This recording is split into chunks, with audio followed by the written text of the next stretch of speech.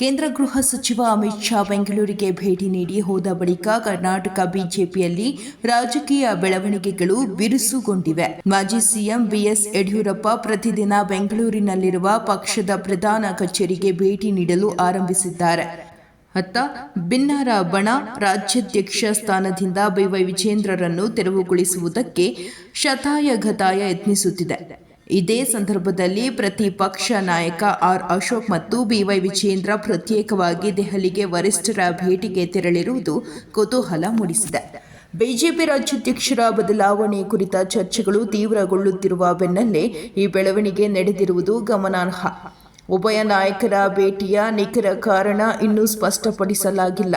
ಆದರೆ BJP high command ರಾಜ್ಯಾಧ್ಯಕ್ಷರ ನೇಮಕಾತಿ ಕುರಿತು ಶೀಘ್ರದಲ್ಲೇ ತೀರ್ಮಾನವನ್ನು ಪ್ರಕಟಿಸಬಹುದು ಎಂಬ ನಿರೀಕ್ಷೆ ಇದೆ ಎಂಬುದಾಗಿ ಪಕ್ಷದ ಮೂಲಗಳು ತಿಳಿಸಿವೆ. ಆರ್ ಅಶೋಕ್ ಅವರ ಆಪ್ತ ಮೂಲಗಳ ಪ್ರಕಾರ ಅವರು ಕೇಂದ್ರ ಸಚಿವ ಧರ್ಮೇಂದ್ರ ಪ್ರಧಾನ್ ಭೇಟಿಗೆ ತೆರಳಿದ್ದಾರೆ ಎನ್ನಲಾಗಿದೆ. ಆದರೆ ಮತ್ತೊಂದು ಮೂಲಗಳ ಪ್ರಕಾರ ಅವರು ಬಿಜೆಪಿ ರಾಷ್ಟ್ರಾಧ್ಯಕ್ಷ ಜೆಪಿ ನಡ್ಡಾ ಅವರನ್ನು ಭೇಟಿ ಮಾಡಲು ದೆಹಲಿಗೆ ತೆರಳಿದ್ದಾರೆ ಎಂದು ಹೇಳಲಾಗುತ್ತಿದೆ.